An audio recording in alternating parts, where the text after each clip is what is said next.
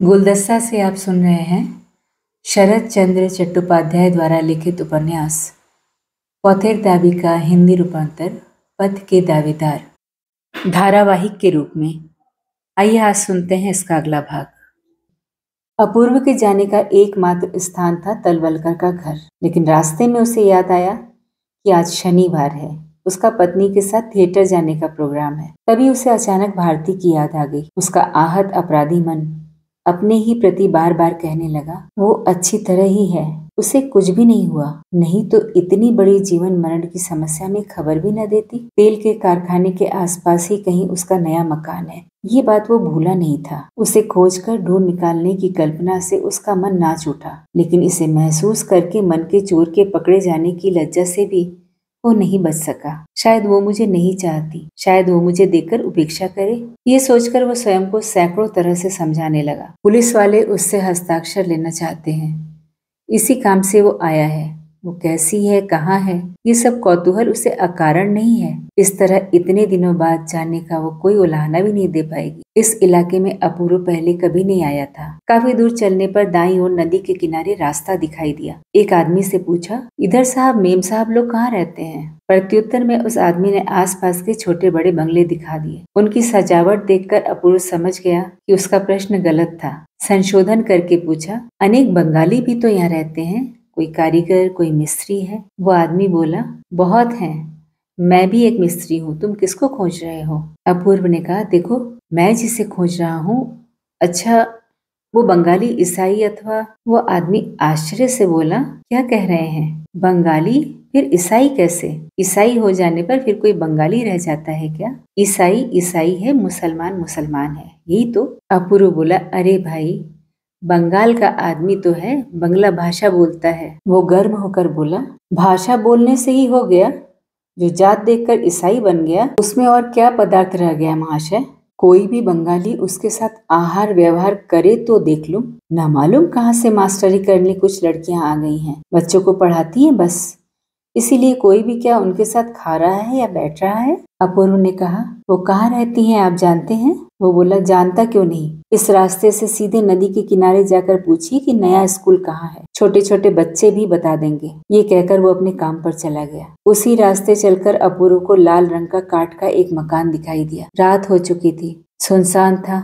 ऊपर की खुली खिड़की से बत्ती की रोशनी आ रही थी। किसी से पूछने के लिए वहीं खड़ा हो गया। उसे निश्चय हो गया कि भारती यहीं रहती है। 15 मिनट बाद 2-3 आदमी बाहर निकले। उसे देखकर एक ने पूछा, कौन है, किसे चाहते हैं? अपूर्व ने लज्जित होकर पूछा, मिस जोसेफ नाम की कोई महिला यहाँ रहती हैं? वो बोला, अवश्य रहती हैं, आइए। अपूर्व की जाने की इच्छा न थी। उसे दुविधा में देखकर वो आदमी बोला, आप कब से खड़े हैं, आइए ना, हम आपको पहुंचा दें। ये कहकर वो आगे हो लिया। चलिए कहकर उसके पीछे पीछे मकान के निचले कमरे में पहुंच गया। कमरा काफी बड़ा था। छत से एक बहुत बड़ी बत्ती लटक रही थी। कुछ टेबल कुर्सियां, एक ब्लैक बोर्ड और दीवारों पर चारों ओर तरह तरह के आकार और रंगों के नक्शे टंगे हुए थे। यही नया स्कूल है, यही अपूर्व पहचान गया। वहाँ 4-5 स्त्रियों पुरुषों में किसी विषय पर बहस हो रही थी। सहसा एक अपरिचित पुरुष को आते देख सब चुप हो गए। अपूर्व ने एक बार उन लोगों की ओर देखा, फिर जिसके साथ आया था उसी के पीछे पीछे चढ़ गया। भारती कमरे में ही थी। अपूर्व को देखते ही उसका चेहरा चमक उठा। कुर्सी पर बैठाकर बोली,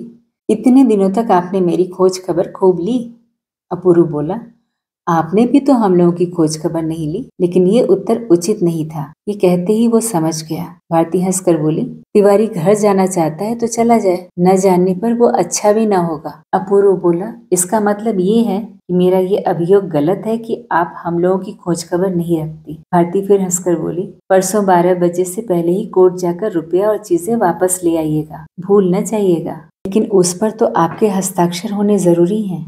मैं जानती हूँ आपके साथ तिवारी की भेंट नहीं हुई। नहीं, आप जाकर उस पर बेकार नाराज ना हो। अपूर्व बोला, झूठा नहीं, सच्चा क्रोध करना उचित है। अपने प्राण बचाने वाले के प्रति मन में कृतज्ञता रहना उचित है। भारती बोली, वो तो है ही, नहीं तो वो मुझे जेल भेजने की भी कम से कम चेष्टा जरूर कर। अपूर्व इस संदेह को समझ गया। नीचा मुंह करके बोला, आप मुझ पर भयंकर रूप से नाराज हैं। भारती बोली, कभी नहीं। सारे दिन स्कूल में बच्चों को पढ़ाकर घर लौटकर फिर समिति की सेक्रेटरी की हैसियत से अनेक चिट्ठी पत्री लिखने के बाद बिस्तर पर लेटते ही सो जाती हूँ।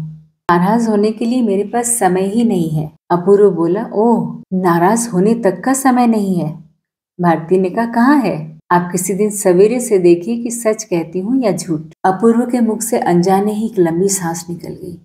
बोला, मुझे देखने की क्या जरूरत है? फिर जरा रुक कर बोला, स्कूल से आपको क्या वेतन मिलता है? भारती हंसी दबाकर बोली, आप भी खूब है। क्या वेतन की बात पूछने पर उसका अपमान नहीं होता? अपूर्व शुद्ध कंठ से बोला, मैंने अपमान करने के लिए नहीं कहा, जब नौकरी ही कर रही है। भारती ने कहा, न करके क्या भूखा मर जाने को कहते हैं? ऐसी नौकरी से भूखा मरना ही अच्छा है। हमारे ऑफिस में एक जगह खाली है, वेतन 100 रुपए माहवार मिलेगा। शायद 2 घंटे से अधिक काम नहीं करना पड़ेगा। आप मुझे वो काम करने को कहते हैं? क्या हर्ज है? भारती बोली, नहीं, मैं नहीं करूंगी। आप उसके मालिक हैं। काम में कभी भूल हुई तो लाठी लेकर द्वार पर आ खड़े होंगे। अपूर्व ने उत्तर नहीं दिया। मन ही मन समझ गया कि भारती ने केवल मजाक किया है। फिर बोला, मालूम हो रहा है कि आप लोगों का स्कूल शुरू हो गया है, बच्चों ने पढ़ना शुरू कर दिया है। भारती बोली, ऐसा होता तो शोर कुछ कम रहता। लगता है कि उनके शिक्षक विषय पर निर्वाचन कर रहे हैं। आप नहीं जाएंगी? जाना तो है, लेकिन आपको छोड़कर जाने की इच्छा नहीं हो रही। ये कहकर वो हंस पड़ी, लेकिन अपूर्व के कान तक लाल हो उठे। दीवार पर सजे कच्चे झाऊ के पत्तों पर अंकित कुछ अक्षरों पर नजर डालकर अपूर्व बोला, वहाँ पर वो क्या लिखा हुआ है? आप पढ़ सकते हैं? अपूर्व बोला, पथ के दावेदार। इसका क्या अर्थ है? ये हम लोगों की संस्था का नाम है। इस विद्यालय का संचालक भी यही है। आप इसके सदस्य बनेंगे? इसमें क्या करना होगा? भारती बोली, हम सब राही हैं। मनुष्यत्व के मार्ग से मनुष्य के चलने के सभी प्रकार के दावे स्वीकार करके हम सभी बाधाओं को ठेल कर चलेंगे। हमारे बाद जो लोग आएंगे वो बाधाओं से बचकर चल सके, यही हमारी प्रतिज्ञा है। चलिए हमारे साथ। हमारा राष्ट्र पराधीन है भारती। स्टेशन की एक बेंच पर बैठने तक का हमें अधिकार नहीं है। अपमानित होने पर दावा करने का उपाय नहीं। कहते कहते उस दिन की लांछना, फिरंगी लड़कों के बूटों के आघात से लेकर स्टेशन मास्टर द्वारा निकाले जाने तक की सभी अपमानजनक बातों को याद करके उसकी आंखें लाल हो उठी।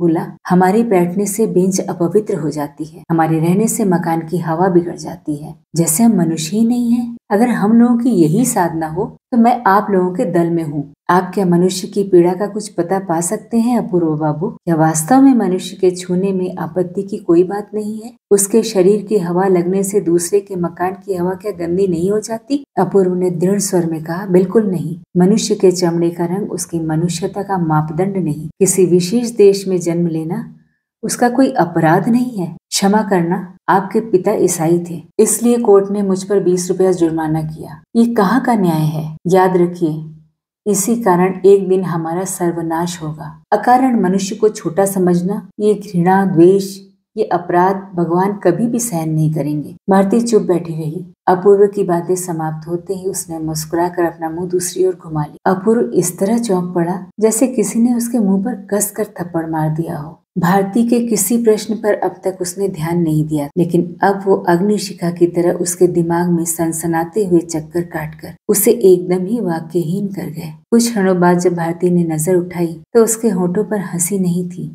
बोली, आज शनिवार है, हमारा स्कूल बंद है, लेकिन समिति का काम होगा। चलिए ना, नीचे चलकर आपका डॉक्टर साहब से परिचय कराकर आपको पद के दावेदार का सदस्य बनवा दूं। क्या वो अध्यक्ष हैं? अध्यक्ष नहीं, वो हम लोगों की जड़ हैं, धरती के भीतर रहते हैं। उनका काम आंखों से दिखाई नहीं देता। क्या इस सभा के सभी सदस्य ईसाई हैं? नहीं, मेरे अतिरिक्त सभी हिंदू हैं, लेकिन महिलाओं की आवाज भी तो सुन रहा हूँ, वो सब हिंदू हैं। अपूर्व बोला, संभवतः वो लोग जाति भेद अर्थात खान पान और छूत छात का विचार नहीं करते होंगे। भारती ने कहा, नहीं। फिर हंसती हुई बोली, लेकिन अगर कोई ये सब माने, उसके मुंह में हम लोग कोई खाद्य पदार्थ जबरदस्ती ठूंस भी नहीं देते। मनुष्य की व्यक्तिगत मान्यता का हम सम्मान करते हैं। आपको कोई भय नहीं है। भय की क्या बात है?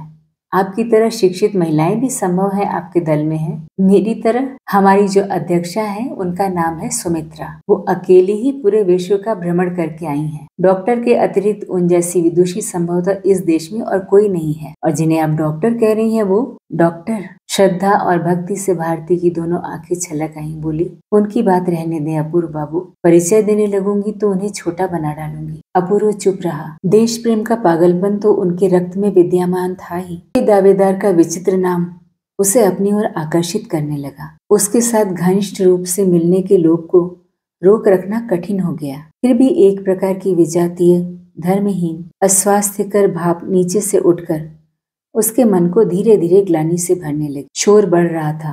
भारती बोली, चलिए नीचे चले। अपूर्व बोला, चलिए। दोनों नीचे पहुंचे तो भारती ने उसे बेंत के एक सोफे पर बैठने को कहा और जगह की कमी के कारण स्वयं भी उसके पास बैठ गई। ऐसा अद्भुत आचरण भारती ने इससे पहले कभी नहीं किया था। अपूर्व को लज्जा होने लगी, लेकिन यहाँ इन मामलों में आक्षेप करने का किसी के पास अवसर नहीं था। वहां पहुंचते ही अपूर्व को एक व्यक्ति एकटक देखता रह गया। वो कुछ लिख रहा था। अपूर्व ने गिनकर देखा, 6 महिलाएं और 8 पुरुष मिलकर एक साथ किसी विषय पर बातचीत कर रहे थे। वो सभी लोग अपरिचित हैं।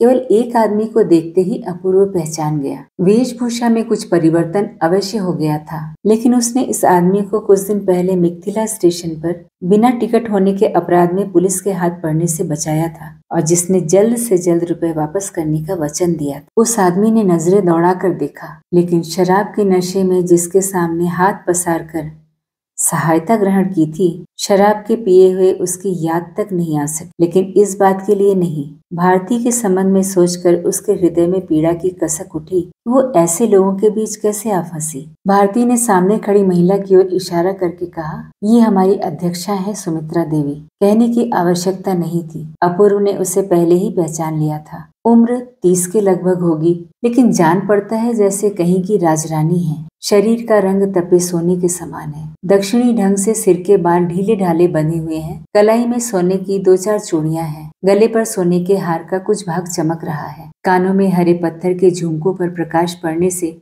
सांप की आंखों जैसे दिखाई देते हैं। यही तो चाहिए। माथा, ठोड़ी, नाक, आंख, होंठ, कहीं भी कोई कमी नहीं है। इतना आश्चर्यजनक सौंदर्य। ब्लैक बोर्ड पर वो एक हाथ रखे खड़ी थी। साहबी पोशाक वाले सज्जन के प्रत्युत्तर में वो बोलने लगी, यही तो, इसी को तो नारी का कंठस्वर कहते हैं। मित्र ने कहा, मनोहर बाबू, आप नौसिखिया वकील नहीं हैं। तर्क असंबद्ध हो जाने पर मैं इसका विवेचन कर सकती हूँ। मनोहर बाबू बोले, असंबद्ध तर्क करना मेरा व्यवसाय भी नहीं है। सुमित्रा हंसते हुए बोली, मुझे भी यही आशा है। बहुत अच्छा। आपके बयान को छोटा कर देने पर ये स्पष्ट हो जाता है कि आप नवतारा के पति के मित्र हैं। वो जबरदस्ती उसे वापस ले जाना चाहते हैं।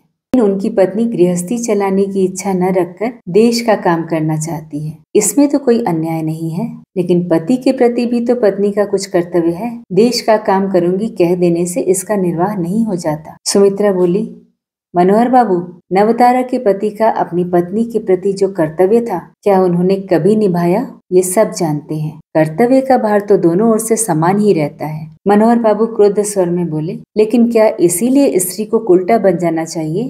तो कोई युक्ति है नहीं।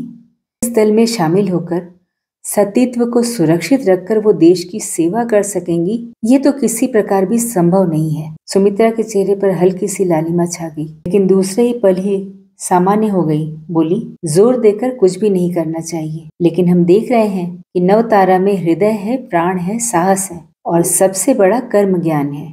देश सेवा में हम इसी को पर्याप्त मानते हैं, लेकिन आप जिसे सतीत्व कहते हैं, उसकी रक्षा करने की उनको सुविधा मिल सकेगी या नहीं, ये वो ही जानती है। नवतारा के चेहरे पर नजर डालकर मनोहर बाबू ने व्यंग से कहा, अच्छा कर्म ज्ञान है। संभवतः देश के काम में वो महिलाओं को यही शिक्षा देती फिरेंगी। सुमित्रा बोली, उसके उत्तरदायित्व पर हमें विश्वास है। व्यक्ति विशेष के चरित्र की आलोचना करना हमारे नियमों के विरुद्ध है। जिस पति को वो प्रेम न कर सकी और इस महान कार्य के लिए उन्होंने जिसे छोड़ देना अन्याय नहीं समझा, अगर देश की महिलाओं को वो यही शिक्षा दे तो हमें कोई आपत्ति नहीं होगी। हमारे सीता सावित्री के देश में क्या आप स्त्रियों को यही शिक्षा देंगी? सुमित्रा बोली, देना अनुचित नहीं है। महिलाओं के सामने अर्थहीन शब्द न रखकर अगर नवतारा कहे कि इस देश में एक दिन सीता को भी आत्मसम्मान की रक्षा के लिए पति को त्याग कर पाताल में जाना पड़ा था और राजकन्या सावित्री ने दरिद्र सत्यवान को विवाह से पहले इतना प्यार किया था,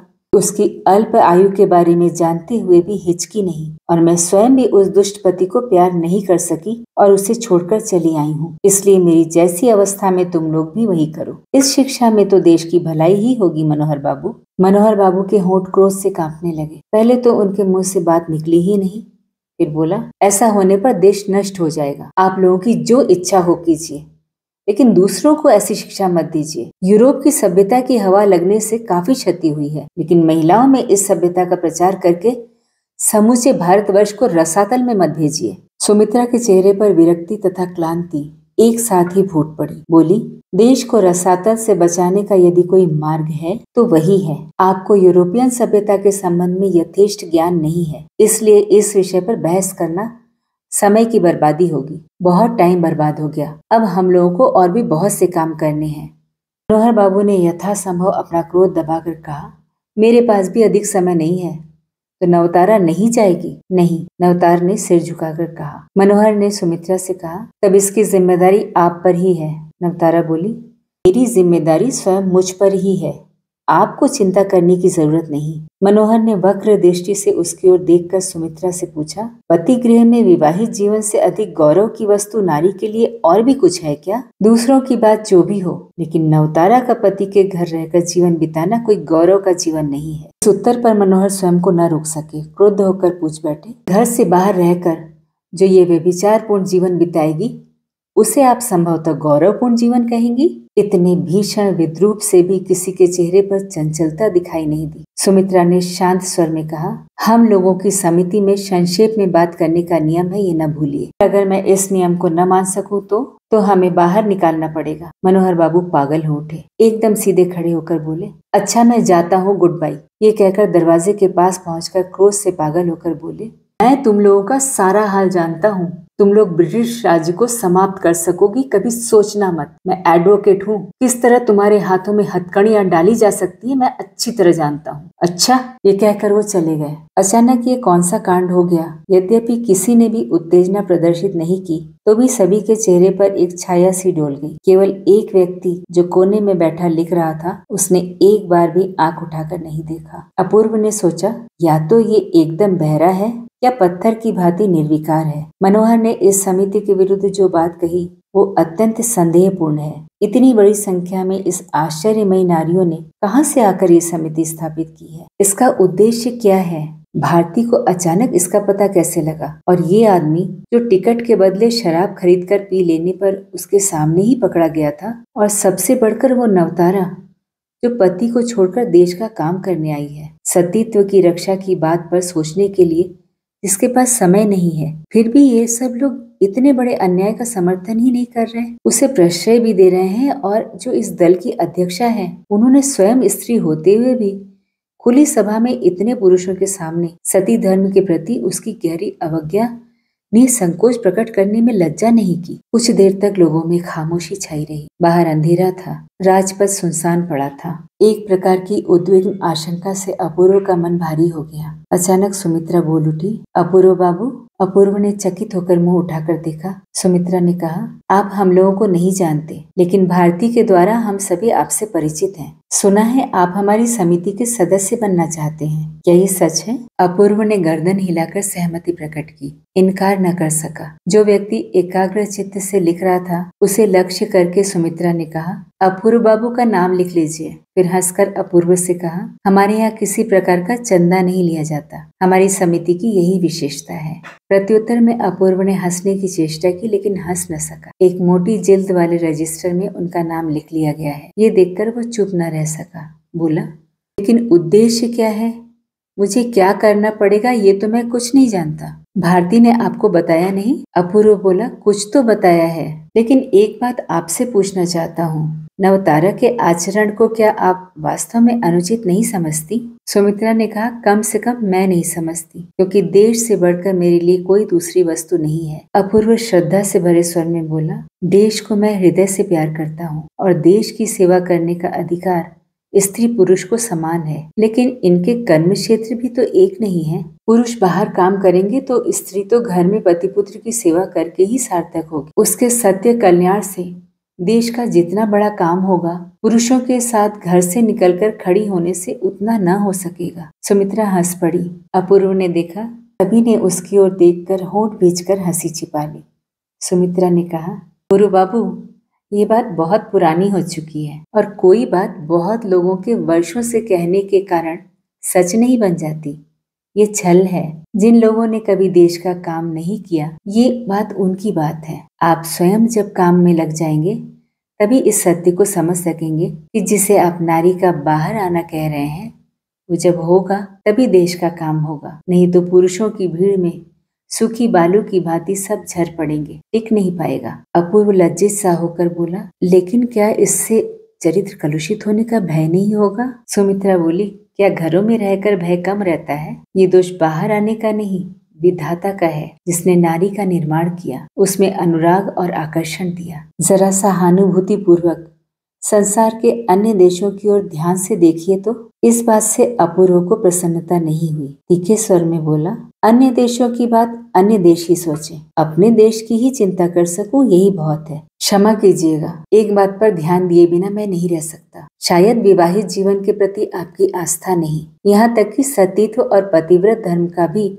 आपकी नजरों में कोई मूल्य नहीं है। इससे क्या देश का कल्याण होगा? सुमित्रा ने मीठे स्वर में कहा, अपूर्व बाबू, आप क्रोध में आकर विचार कर रहे हैं। नहीं तो मेरा भाव वो नहीं है, लेकिन आपने आदि से अंत तक गलत ही समझा है। ये बात भी नहीं है जिस समाज में केवल पुरुष द्वारा ही पत्नी ग्रहण करने का विघ्न है, नारी होकर मैं उसे श्रद्धा नहीं कर सकती। आप सतीत्व के गौरव की बड़ाई कर रहे हैं, लेकिन जिस देश में ऐसी ही विवाह व्यवस्था है, उसके देश में ये बहुत वस्तु बड़ी नहीं होती। सतीत्व केवल देह में निहित नहीं, मन में होना जरूरी है। तन और मन दोनों से प्यार न कर सकने पर तो उसे ऊंचे स्तर पर पहुंचाया नहीं जा सकता। क्या आप वास्तव में ऐसा ही समझते हैं कि मंत्र पढ़कर विवाह कर देने से ही कोई स्त्री किसी भी पुरुष को प्यार कर सकती है? अपूर्व बोला, लेकिन युगों युगों से ऐसा ही चल रहा है। सुमित्रा हंसकर बोली, अवश्य चल रहा है। पत्र में प्राणाधिकार पति कहकर संबोधित करने में तो कोई रुकावट नहीं होती। वास्तव में घर गृहस्थी के काम में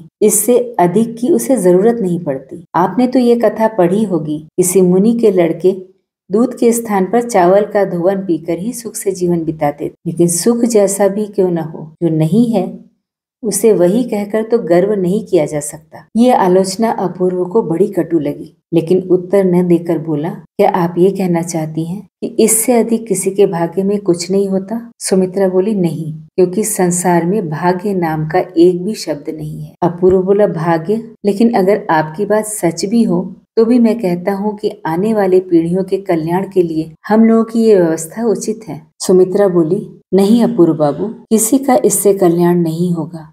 समाज और वंश के नाम पर किसी समय व्यक्ति की बलि चढ़ाई जाती थी, लेकिन उसका फल अच्छा नहीं हुआ। आज वो चेतना ठीक है। प्रेम और प्यार का सबसे अधिक प्रयोजन अगर भावी वंशजों के लिए न रहता तो ऐसे भयंकर स्नेह की व्यवस्था उसके बीच में स्थान न पाती। इस अर्थहीन विवाहित जीवन का मोह नारी को त्यागना ही पड़ेगा। उसे समझना ही होगा कि इसमें लज्जा ही है, गौरव नहीं। अपूर्व बोला, लेकिन विचार कर देखिए, आप लोगों की इन सब शिक्षाओं से हम लोगों के सुगठित समाज में अशांति और विप्लव ही बढ़ेगा। सुमित्रा बोली, भले ही बढ़े। अशांति और विप्लव का अर्थ विनाश नहीं होता अपूर्व बाबू। जो रुग्ण, जीर्ण और ग्रस्त हैं, केवल वही सतर्कता से स्वयं को अलग रखना चाहता है, जिससे किसी भी ओर से उसके शरीर में धक्का न लगे। अगर समाज की ऐसी दशा हो गई हो तो एक प्रकार से अब सब कुछ समाप्त हो जाए तो क्या हानि है? अपूर्व ने इस बात का कोई उत्तर नहीं दिया। पल भर मौन रहकर सुमित्रा बोली, ऋषिपुत्र की उपमा देकर लगता है मैंने आपके मन को चोट पहुंचाई है,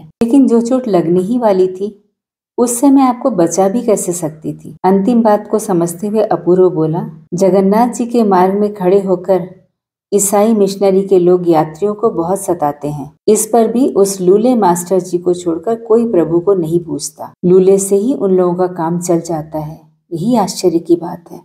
संसार में आश्चर्य है, इसीलिए तो मनुष्य का बचना असंभव नहीं हो जाता अपूर्व बाबू। पेड़ की पत्ती का रंग सभी हरा नहीं देखते, इसे वो जानते भी नहीं, फिर भी लोग इसे हरा ही कहते हैं। क्या ये कम आश्चर्य की बात है? सतीत्व का मूल्य जान लेने से क्या? जो व्यक्ति इतनी देर से चुपचाप बैठा लिख रहा था उठ खड़ा हुआ। अन्य लोग भी उठ खड़े हुए। अपूर्व ने देखा, गिरीश महापात्र। भारती ने उसके कान में कहा, यही हमारे डॉक्टर साहब हैं, उठकर खड़े हो जाइए। मशीन के पुर्जों की तरह अपूर्व उठकर खड़ा हो गया, लेकिन क्रोधित मनोहर की अंतिम बातें याद आते ही उसके शरीर का रक्त जैसे ठंडा पड़ने लगा। गिरीश ने उसके पास आकर कहा, संभवतः मुझे आप भूले नहीं होंगे। ये सभी लोग मुझे डॉक्टर कहते हैं। कहकर वो हंस पड़े। अपूर्व हंस न सका, लेकिन धीरे धीरे बोला, मेरे चाचा जी के रजिस्टर में आपका कोई भयानक नाम लिखा हुआ है। गिरीश ने एकाएक उसके दोनों हाथ अपने हाथ में लेकर धीरे से कहा, सव्यसाची ही ना? फिर हंसते हुए बोले, लेकिन अब रात हो गई है अपूर्व बाबू, चलिए आपको कुछ दूर तक पहुंचा आऊं। रास्ता कोई अच्छा नहीं है। पठान मजदूर जब शराब पी लेते हैं तब उन्हें बिल्कुल सुध-बुध नहीं रहती। चलिए, ये कहकर एक तरह से जबरदस्ती ही उसे कमरे से बाहर ले गया। उसे सुमित्रा को भी नमस्कार करने का अवसर नहीं मिला, न भारती से कोई बात कह सका। लेकिन जिस बात से उसके हृदय को धक्का लगा वो था उसके चाचा का रजिस्टर, जिसमें उस विद्रोही का नाम लिखा था। पथ के दावेदार उपन्यास की कहानी जारी रहेगी अगले भाग में।